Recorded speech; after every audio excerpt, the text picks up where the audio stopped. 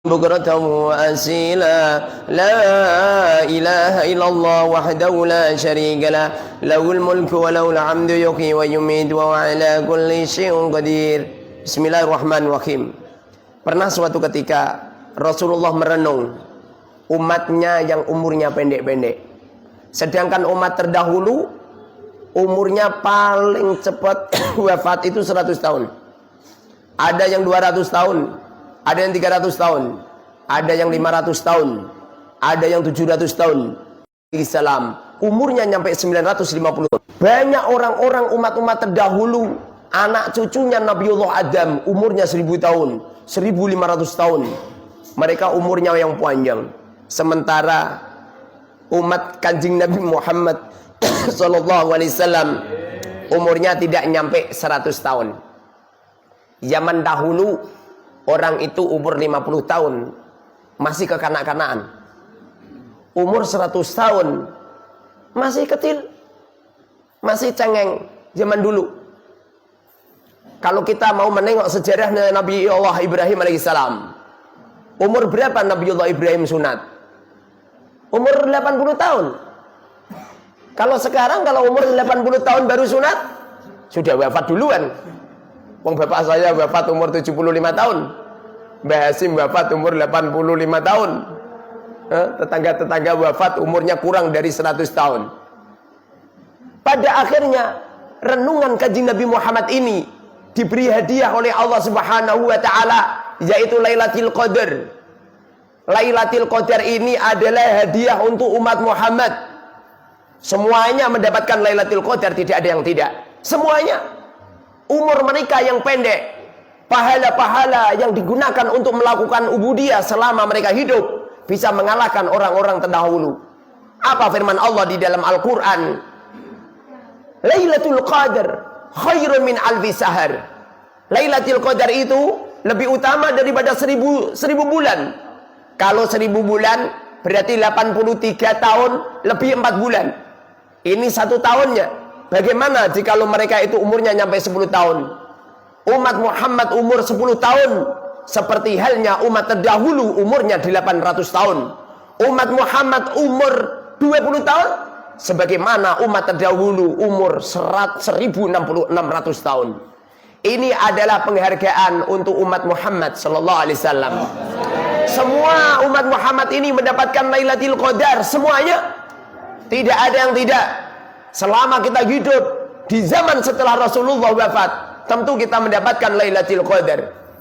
Rasulullah mengatakan, "Man qama man shoma Ramadan imanan wa ihtisaban, ghufira lahu ma taqaddama min dambi." Barang siapa di antara kita semua menjalankan puasa Ramadan, Rasulullah tidak mengatakan sekian-sekian, enggak. Tidak mengatakan 1 hari, 2 hari, 3 hari, 3 hari, enggak. Rasulullah mengatakan man shoma Ramadan. Walaupun umat Muhammad itu puasanya hanya 1 Ramadan saja, setelah itu nggak pernah puasa sampai 30 hari semisal. Mereka puasa di tanggal 1 saja semisal. Kemudian setelah itu nggak pernah puasa sama sekali.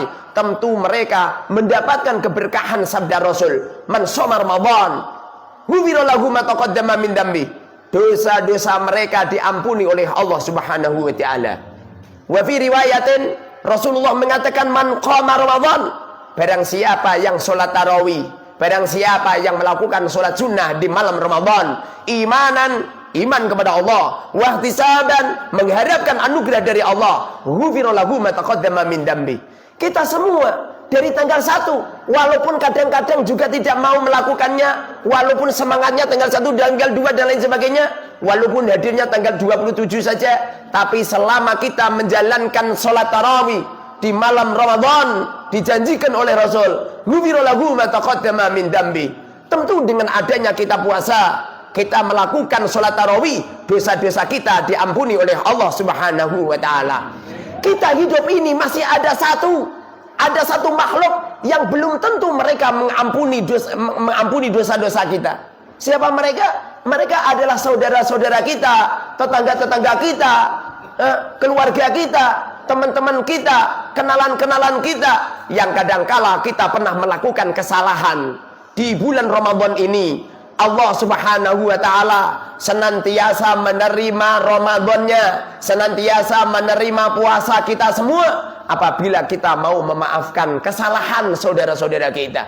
Makanya kaum muslimin yang dimuliakan oleh Allah, nanti pada tanggal 1 Syawal, ayo bukalah mata hati kita, bukalah dada kita, hati kita untuk membuka lebar-lebar pemaafan kepada saudara-saudara kita, keluarga kita, ayah bunda kita, adik kakak kita, tetangga kita, kenalan-kenalan kita, teman kita, sahabat-sahabat kita. Senantiasa silaturahim dari rumah satu ke rumah yang lain. Pegangkan tangan kita ke tangan mereka. Rasulullah mengatakan tidak ada tangan yang bersalaman. Mereka berjabat tangan, kemudian mereka melepas tangannya. Sebelum mereka melepas tangannya, mereka diampuni dosa-dosanya. Barang siapa di bulan Syawal ini, di Aidil Adha ini, kemudian antara kita mau bersalaman, mau memaaf-maafkan, tentu Allah Subhanahu wa Ta'ala akan menerima puasa Ramadan kita 30 hari. Namun apabila kita tidak mau memaafkan saudara-saudara kita, tetangga kita atas kesalahannya, kedolimannya, maka sesungguhnya Allah Subhanahu wa Ta'ala tidak akan menerima puasa Ramadan kita walaupun 30 hari. Yang kita dapatkan hanya lapar dan dahaga. Kita tidak mendapatkan pahala sama sekali. Kita tidak mendapatkan keberkahannya Ramadan. Maka darinya pada tanggal 1 Syawal nanti, coba buka pintu pemaafan kepada saudara-saudara kita, kaum muslimin yang dimuliakan oleh Allah Subhanahu wa Ta'ala. Setelah Ramadan ini selesai, kita semuanya diwajibkan oleh Allah Subhanahu wa Ta'ala untuk mengeluarkan zakat. Namanya adalah zakat fitrah. Zakat fitrah ini bukan pajak organ tubuh selama 1 tahun, tapi zakat fitrah ini adalah khudh amwaluhum shadaqatan tutahhiruhum. Zakat fitrah ini adalah untuk mensucikan organ tubuh kita. Selama 1 tahun organ tubuh kita penuh dengan kotor, penuh dengan kesalahan, kemudian digantikan 2,5 kilogram. Wa fi riwayatin, dan ini yang paling masyhur, 2,7 kilogram. 2,7 kilogram kita ambil, berikan kepada fuqara masakin yang ada di tempat kita. Zakat fitrah ini diwajibkan oleh Allah tidak hanya sekedar kepala keluarga, tapi istrinya, suaminya, anak-anaknya, dan semua orang-orang yang ditanggungnya. Diberikan kepada siapa zakat fitrah ini? Zakat fitrah ini diberikan kepada asnaf samaniyah. Allah berfirman di dalam Al-Quran, innamas shadaqatu lil fuqara wal masakin wal amilina 'alaiha wal mu'allafati qulubuhum wa fir riqabi wal gharimina wa fi sabilillah wa ibnis sabil. Zakat fitrah ini diberikan kepada fakir, orang miskin, diberikan kepada amil, diberikan kepada mu'allaf, budak-budak mukatab, diberikan kepada orang-orang yang banyak hutang.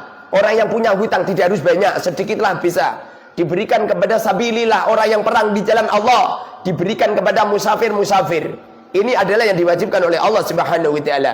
Bolehkah zakat fitrah itu diberikan kepada orang kaya? Tidak sah. Zakat fitrah kita tidak sah walaupun orang kaya itu adalah seorang kiai atau guru ngaji. Jadi guru-guru ngaji seperti saya mengajarkan ilmu kepada santri, seperti Kang Mat Faridi mengajarkan ilmu kepada santri, namun apabila beliau kaya tidak boleh diberi zakat. Apabila panjenengan memberikan zakat kepada ustadz-ustadz ngaji, guru-guru ngaji yang kaya, beda dengan fakir loh ya. Yang kaya rumahnya saja 3 lantai, mobilnya jejer-jejer seperti dealer. Istrinya mas-masanya nyampe tangannya nggak bisa deng-beng kelok. Kok dianterin zakat fitrah? Tidak sah zakat fitrah panjenengan. Wajib hukumnya untuk mengqadha. Maka darinya kaum muslimin yang dimuliakan oleh Allah, zakat fitrah jangan diberikan kepada seorang kiai yang kaya. Zakat fitrah jangan diberikan kepada guru-guru ngaji yang kaya. Ustaz, bagaimana kalau dilarang? Kami ini sedekah kepada guru kami 1 tahun hanya 2,5 kilo ini, kenapa dilarang? Sesungguhnya Anda mengantarkan zakat fitrah kepada guru ngaji itu yang asli pelecehan. Kenapa kok pelecehan? Itu adalah kotoran selama 1 tahun. Semestinya panjenengan sedekah kepada beliau-beliau itu dengan harta yang tidak zakat fitrah, dengan uang, dengan beras 1 kuintal, 5 kintal kalau perlu 1 ton. Jangan zakat fitrah 2,5 kilo. Apabila di antara kita kaum muslimin yang dimuliakan oleh Allah, seorang ustadz, seorang guru-guru ngaji sudah ngerti kalau dia kaya, diantri zakat fitrah, kemudian zakat fitrahnya tidak disalurkan kepada fuqara masakin, maka sesungguhnya kiai ini adalah kiai yang khianat. Kiai ini adalah kiai yang makan hartanya fuqara masakin. Semestinya fuqara masakin itu biar bisa terangkat kefakirannya apabila diberi zakat fitrah. Tidak cuma 1 kresek, tidak cuma 2,5 kilo, semestinya fuqara masakin diantri zakat fitrah 1 ton, 2 ton, baru terangkat kefakirannya, sehingga pada bulan Syawal ini fuqara masakin di daerah ini bisa terangkat dengan adanya zakat fitrah. Semestinya kita-kita ini yang diberi sama panitia-panitia zakat, sedangkan Anda adalah orang yang kaya, semestinya harus mengingatkan, Mas, Kang, Pak, saya ini kaya, jangan antarkan ke saya. Kaum muslimin yang dimuliakan oleh Allah, jangan senang diantri zakat fitrah, karena sesungguhnya zakat fitrah ini adalah makanannya orang fuqara masakin. Berbahaya. Yang tidak berbahaya hanya fakir miskin. Panjenengan yang kaya jangan. Bukankah Rasulullah mengatakan al-yadul ulya khairun min yadi sufla, tangan yang dia di atas yang memberi lebih utama daripada tangan di bawah. Makanya nggak boleh. Bagaimana jika zakat fitrah itu diberikan kepada kedua orang tua, kepada paman atau adik atau kakak? Bila mana orang tua itu hidup di dalam rumah panjenengan dan panjenengan kaya, orang tua ini kewajiban nafkah panjenengan nggak boleh.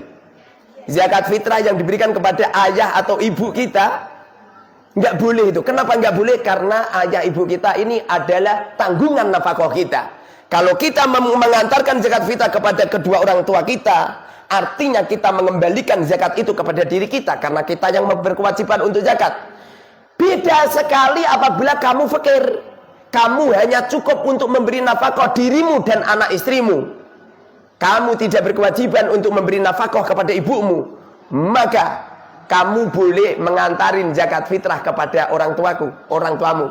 Seperti contoh saya ini fakir, saya cukup memberi makan hanya anak istri saya saja, sehingga sehingga pada tanggal 1 Syawal nanti saya boleh nganterin ibu zakat fitrah. Kebetulan setiap hari raya saya fakir, boleh saya nganterin zakat fitrah kepada ibu saya. Beda kalau saya kaya dan mampu memberi nafkah ayah ibu kita, maka saya nggak boleh. Bagaimana mengantarkan zakat fitrah ke kakak adik? Selama kakak adik panjenengan fakir nggak masalah. Tapi kalau saya nganterin zakat fitrah ke tempat teis tidak sah. Kenapa seperti itu?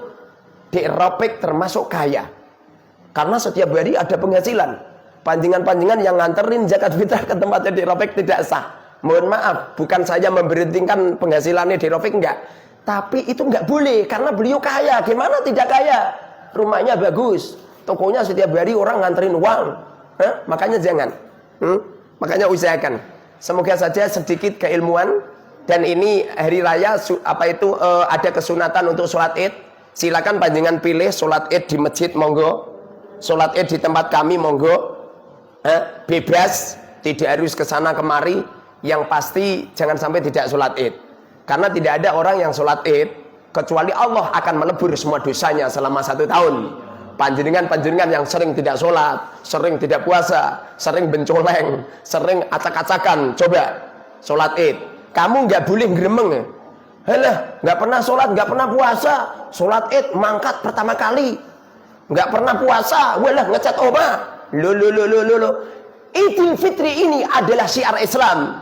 Idul Fitri ini adalah kebesaran mereka yang senang dengan Idul Fitri. Walaupun 1 bulan full tidak pernah puasa, walaupun tidak pernah melakukan sholat tarawih, walaupun tidak pernah apa-apa, tapi mereka pulang dari Jakarta bawa mercon 1 karung, malam hari raya, senang dengan Idul Fitri, dionek KB, mereka tetap mendapatkan keberkahan malam hari raya. Paham? Mereka yang tidak pernah ibadah, tapi dengan Idul Fitri senang, walaupun mereka ngarak sama patung-patung, nggawa bir sisan, jogetan. Mereka senang, mereka. Innallaha la yu'ayyidu hadzal din bi rajulin fajir. Allah senantiasa menguatkan ini agama dengan lahirnya orang-orang lacut. Seumpamanya tidak orang lacut-lacut itu, dunia ini enggak ramai kan? Insya Allah semamane orang dapat uang, semamane uang sanggoipang ini orangnya khusyuk-khusyuk seperti Ustaz Amir. Hari raya ra iso rame, Mir. Makanya nanti seumpamane ada sound system diangkat kabeh.